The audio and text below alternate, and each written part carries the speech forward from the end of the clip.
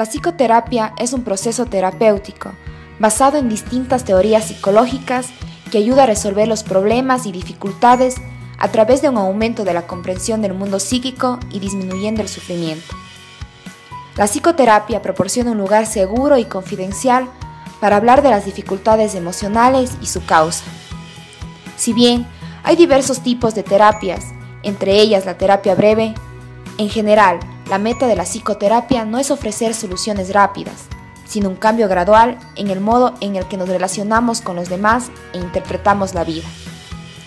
Esto origina un aumento en nuestro bienestar general y una mayor capacidad para afrontar las inevitables dificultades. La psicoterapia parte de los modelos psicoterapéuticos clínicos que han tenido una evolución histórica. Por lo mismo, es importante conocer cómo se ha dado este recorrido centrándonos en Latinoamérica, posteriormente en Ecuador, hasta llegar a la ciudad de Cuenca. 3 eventos importantes marcan el desarrollo de la psicología en Latinoamérica desde los años 50 hasta hoy. Estos eventos son: el primer Congreso Latinoamericano de Psicología, realizado en 1950 en Montevideo. En 1951 se funda la Sociedad Interamericana de Psicología. En 1953, en Santo Domingo, se celebra el primer Congreso Interamericano de Psicología. Entre los años 1950 y 1960, se establece la carrera de profesión de psicología en la mayoría de los países latinoamericanos.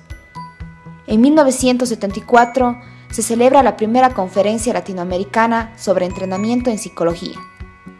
Se notó un predominio de la investigación psicológica en las siguientes ramas: psicometría, transcultural, psicosocial y análisis experimental del comportamiento.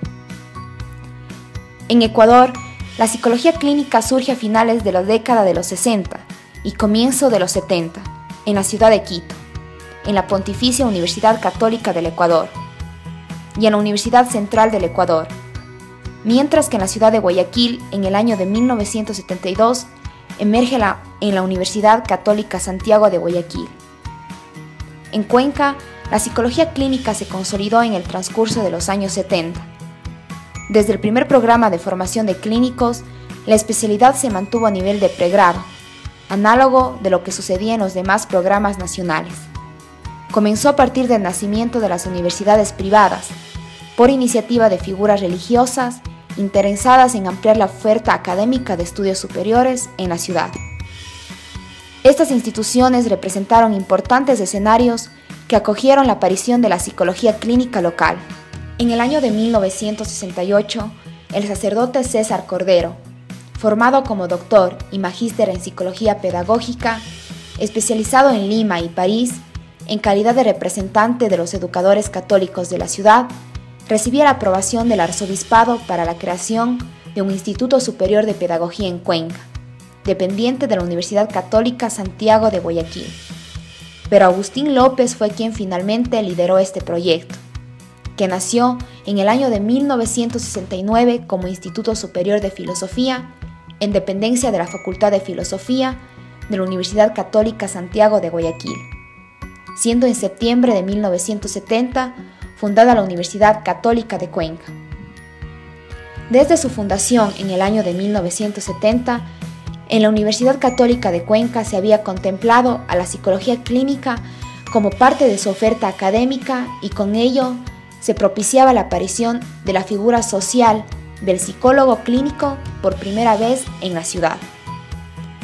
En el año de 1977, inició esta formación con un cuerpo de docente formado por psicólogos, educativos, médicos y psiquiatras, que recibían el estímulo de la institución para ampliar su preparación en instituciones de educación superior en el exterior del país.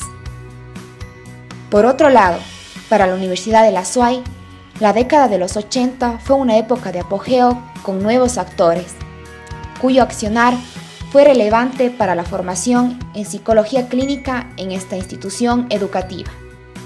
En efecto, los estudios de posgrado en Bélgica de 3 egresados de la Facultad de Filosofía y Letras y Ciencias de la Educación propiciaron una alianza entre la Universidad Católica de Lovaina y la actual UDA, enviando a Cuenca docentes que impartían conocimientos relativos a salud mental, avisorándose ya un primer tinte clínico en la institución.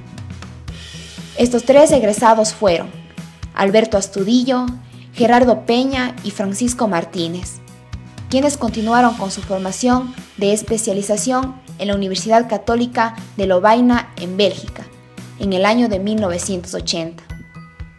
Tras la alianza formada con la Universidad de Lovaina, llegaron a la actual UDA varios docentes belgas, quienes dictaban seminarios sobre psicopatología y salud mental. Desde el hallazgo de los autores, la previa existencia de un programa de formación de psicólogos educativos en el contexto de una facultad de filosofía con sus respectivos organismos y eventos, tuvo una amplia relevancia para el nacimiento de la psicología clínica en esta universidad. Sería el año de 1990 el periodo en que la intención de formar psicólogos clínicos se ejecute, surgida desde 1987 a través de reflexiones en torno a la situación de la psicología. En la Universidad de Cuenca, entre los años 2006 y 2008, surgieron iniciativas que buscaron formar psicólogos clínicos, partiendo desde la motivación de académicos y de estudiantes, por una parte en la Facultad de Medicina y por otra en la Facultad de Filosofía. En el año 2006, la Escuela de Psicología y Pedagogía, pertenecientes a la Facultad de Filosofía, organizaron un evento internacional de psicología educativa, la cual dejó como fruto la preocupación de profundizar en el abordaje psicológico del individuo, abriendo el interés por la creación de nuevas carreras de psicología en una nueva facultad. Estos esfuerzos se vieron reflejados por la creación de la Facultad de Psicología en el año 2008. En efecto, con la previa aprobación del rectorado de la Universidad de Cuenca se formó el proyecto de constitución de la Facultad de Psicología, dando como resultado la generación de las carreras de Psicología Clínica, Social y Educativa. La fecha inaugural de la facultad fue el 11 de noviembre del 2008 y fue hasta el año siguiente que empezó a formar la primera promoción de clínicos en esta universidad, quienes egresaron en junio del 2013. Una vez conocido el desarrollo histórico de la psicología clínica en Cuenca, es importante abordar el rol del psicólogo clínico y sus campos de acción. Las funciones del psicólogo clínico son variadas y se pueden agrupar en las siguientes actividades. La evaluación consistente en reunir información referente a los repertorios conductuales, el funcionamiento cognitivo y el estado emocional de las personas, así como también el diagnóstico basado en la identificación y rotulación del problema comportamental, cognitivo, emocional o social de la persona, grupo o comunidad de que se trate. Debe entenderse así como el resultado del proceso de evaluación psicológica. En cuanto al tratamiento, suponen intervenciones clínicas sobre las personas con el objeto de entender, aliviar y resolver trastornos psicológicos, emocionales, problemas de conducta, preocupaciones personales y otros. Estas formas de ayuda pueden denominarse psicoterapia. En cuanto a los campos de aplicación, se ha evidenciado una progresiva incorporación de psicólogos clínicos en el ámbito de la salud pública. En lo que se refiere a los lugares específicos de intervención, hay distintos espacios en los que el psicólogo clínico desarrolla sus funciones, adecuándolas a la especificidad derivada de los objetivos de estos. Dentro del área de la salud, se realizó un estudio cualitativo de alcance exploratorio descriptivo, utilizando como instrumento una entrevista semi-estructurada. Se utilizó una muestra no probabilística por conveniencia, en donde los sujetos fueron elegidos debido a la accesibilidad y la proximidad de los investigadores, entrevistando a un total de 20 psicólogos clínicos que laboran en centros de salud públicos de la ciudad de Cuenca, con el fin de identificar las tendencias terapéuticas. Dentro del área de la salud, el enfoque cognitivo-conductual es uno de los predominantes. No se han evidenciado datos exactos del inicio de la terapia cognitiva conductual en el Ecuador. Sin embargo, se presume que a finales de la década de los 70 e inicio de los 80, este enfoque empieza a tener auge, basándose en lo planteado por sus representantes Watson, Skinner, Pavlov, Thorndike, entre otros, en el cual el objetivo principal del enfoque es ayudar a cambiar la forma de cómo piensa y cómo actúa la persona, ya que estos cambios les pueden ayudar a sentirse mejor. Esta terapia se centra en problemas y dificultades en el aquí y en el ahora, en lugar de centrarse en las causas de su angustia o síntomas en el pasado, buscando así maneras de mejorar su estado de ánimo actual.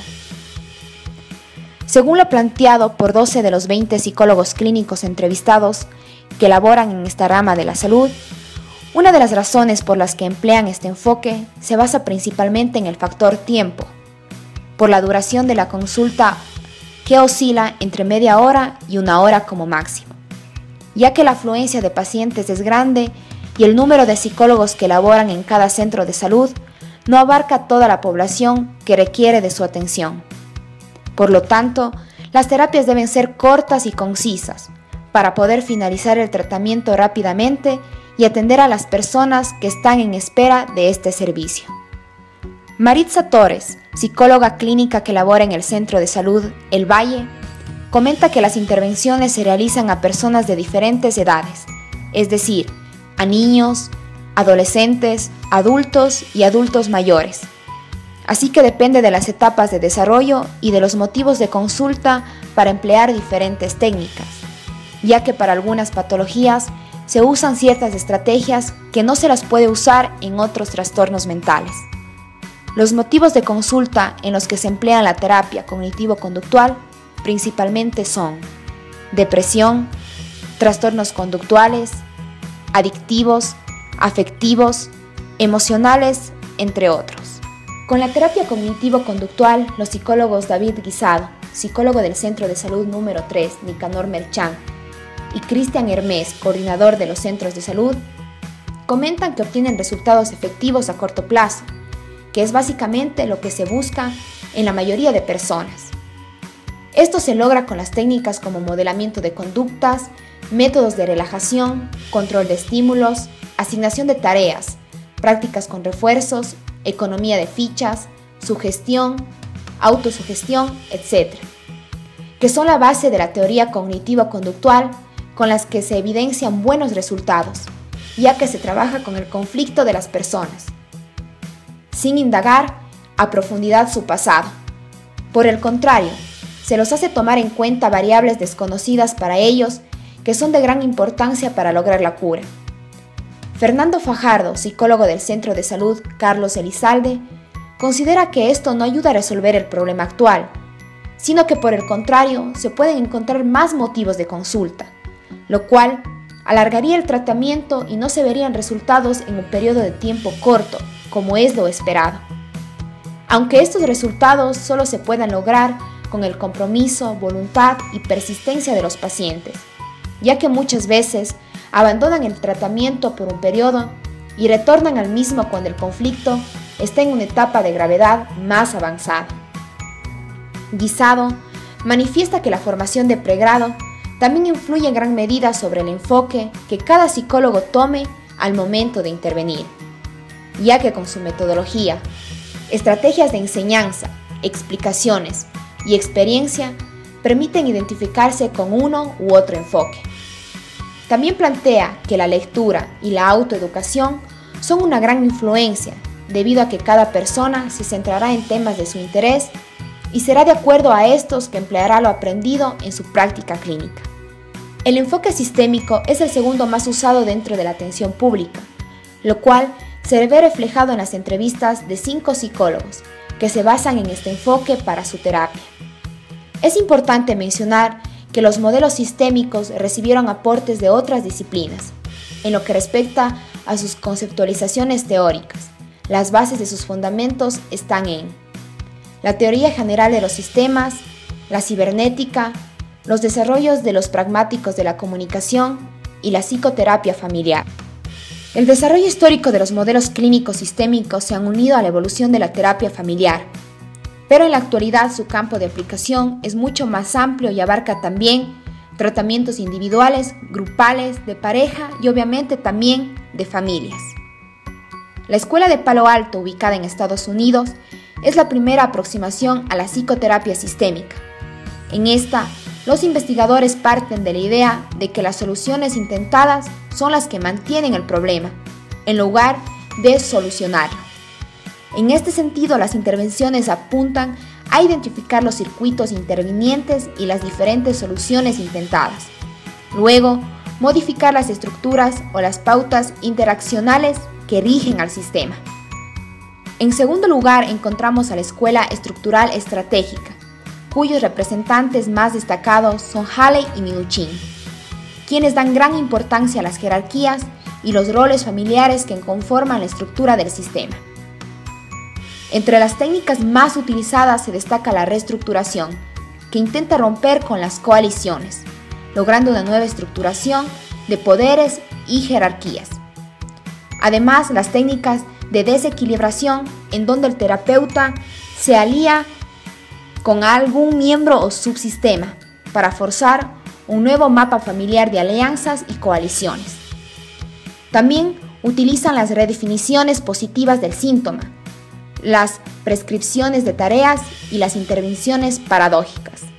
Dentro de la sistémica no hay un criterio unificado de abordaje clínico, y en el ámbito latinoamericano la integración y el eclecticismo son muy frecuentes. En la década de los 70, en el Ecuador existía un grupo llamado EIRENE, quienes se encargaban de formar personas en lo sistémico, cuya teoría parte de las escuelas mencionadas anteriormente. Una de las primeras pioneras de terapia familiar sistémica es Helen Brown, quien en la actualidad tiene 87 años. Ella estudió en el grupo EIRENE y abrió las primeras maestrías hace más de 20 años. La primera maestría ofertada en este enfoque la ofertó la Universidad Politécnica Salesiana de Quito. Uno de los grandes autores ecuatorianos sobre terapia familiar sistémica es Esteban Lazo, el mismo que se encuentra realizando investigaciones en México, y en la actualidad es el autor y creador de la terapia familiar de clave emocional. Este tipo de orientación terapéutica es utilizado debido a que permite adaptar ciertos componentes de otras orientaciones. Su visión humanizante de la persona intenta ver los síntomas como expresiones disfuncionales del sistema familiar, de modo que el foco de análisis no recaerá solamente en el paciente que tiene el síntoma o problema, sino que abarca a todo el sistema. La solución de los problemas o síntomas se encuentran en estrecha vinculación con las relaciones y pautas que establecen los miembros del sistema entre sí. Por eso, se trabaja fundamentalmente con los patrones disfuncionales de la interacción familiar. De esta manera, se eliminan etiquetas que patologizan a una sola persona, sino que se asume que todos los miembros están involucrados en la aparición del mismo. Además, se toma en cuenta que los individuos, al ser seres sociales, necesitan una buena interacción con su terapeuta. Es por esto que este enfoque hace énfasis en el ser del terapeuta, ya que varias investigaciones han manifestado que los pacientes remiten alivio de sus síntomas más por la relación terapéutica que se ha establecido antes que por las técnicas que se le han aplicado. Como tercer enfoque psicológico más utilizado dentro de la salud pública está el enfoque integrativo, el cual, si bien no es muy conocido, 3 psicólogos de los 20 entrevistados plantean que es importante hacer uso del mismo. De acuerdo con el psicólogo Luis Fernando Xunta, psicólogo del Centro de Salud Carlos Elizalde, graduado de la Universidad Nacional Autónoma de México, no es recomendable que se tenga un enfoque específico de intervención terapéutica, especialmente en el área de atención pública, ya que los casos que acuden a consulta marcarán el enfoque con el que se intervendrá. Así pues, no es posible dar atención adecuada a un adulto mayor desde el enfoque sistémico o atender a una familia correctamente mediante la intervención psicoanalítica. Así pues, el psicólogo, a pesar de que en las bases de su formación tenga marcado un enfoque específico, como buen profesional dentro de su intervención, debe agregar matices o ser conocedor de las técnicas y modo de proceder de los distintos enfoques, para que sea él mismo el que esté a disposición de los consultantes y no viceversa. Como factores que marcan también el tipo de enfoque utilizado son la etapa de desarrollo del paciente, el motivo de consulta o la demanda, e incluso las características individuales de cada persona, los que las hacen más o menos receptoras de ciertas técnicas. Se centra en la dinámica y el potencial de las relaciones humanas, cuyo objetivo es modificar y cambiar las relaciones generadoras de conflicto consigo mismo y con los otros, ayudando a las personas en momentos de crisis, buscándole significado y propósito a su vida, haciéndola que la persona sea conocedora de sus recursos y su verdadera naturaleza en su competencia personal. De acuerdo con la historia de la integración de la psicoterapia, según Tullio Carrere, a inicios de 1930 existiría una fase de latencia, donde no fue bien definida como área de interés. En la década de los 70 se clarificó el área y el interés por la integración, creándose la Sociedad para la Exploración de Psicoterapia de Integración. Y finalmente este tipo de psicoterapia toma gran fuerza a inicio del siglo XXI, como disciplina científica. Los representantes de la psicoterapia integrativa son Richard Erskine, Rebecca Trauman y Janet Morrison, en la ciudad de Nueva York. En Latinoamérica podemos nombrar a Roberto Paso de Chile y Héctor Fernando Álvarez de Argentina. Y en el Ecuador, el impulsor de este enfoque es Lucio Valareso Chiriboga.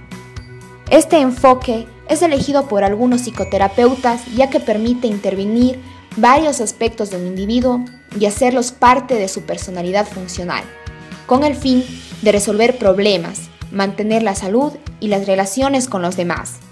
En el ámbito de la salud pública de Cuenca, debido al tiempo que se le otorga al psicólogo para su consulta, resulta importante hacer intervenciones específicas. Y cuando el profesional tiene conocimiento de las múltiples técnicas utilizadas por cada enfoque, puede intervenir de manera central a la demanda inmediata y a la necesidad, ya que con el enfoque integrativo se juntan los sistemas afectivo, cognitivo, conductual y fisiológico. Además, este enfoque posibilita el contacto con el paciente de manera más directa, cálida y cercana a la realidad propia de cada individuo. Se puede discernir con mayor claridad e intentar un entendimiento más próximo a su estilo de vida y forma de concebir el mundo. Este enfoque nos permite abordar la problemática desde diferentes puntos y utilizar diversas herramientas terapéuticas provenientes de distintos enfoques o escuelas, considerándolos como complementarios y adecuando el uso de cada una de ellas a un caso o situación en particular, para lograr los resultados más eficaces posibles. Para lograr lo que se propone el enfoque integrativo de intervención, es necesario que los terapeutas dialoguen con colegas de las diferentes orientaciones y que siempre se estén actualizando con información científica acerca de los avances investigativos que se realicen. Así pues, no es suficiente que el terapeuta tenga un vago conocimiento de cada punto de intervención, sino debe conocer de forma consistente la teoría y la manera en la que se aplica cada técnica, convirtiendo al profesional en un investigador y no solo un terapeuta. Como conclusión, se plantea, en el campo de la salud pública se encontró un predominio del enfoque cognitivo-conductual, seguido del enfoque sistémico y finalmente el enfoque integrativo. Se plantea que en el ámbito de la salud, una de las mayores limitaciones que experimenta la labor del psicólogo es el tiempo reducido al momento de la intervención. A pesar de las diferentes demandas de los pacientes, por lo mismo, el psicólogo se ha visto en la necesidad de un abordaje de técnicas cognitivo-conductual, con el objetivo de obtener resultados a corto plazo ante la demanda del paciente, que exige resultados inmediatos, por lo que se requiere por parte del terapeuta hacer uso de técnicas eficaces para la solución de conflictos, así como también el compromiso y voluntad de los pacientes.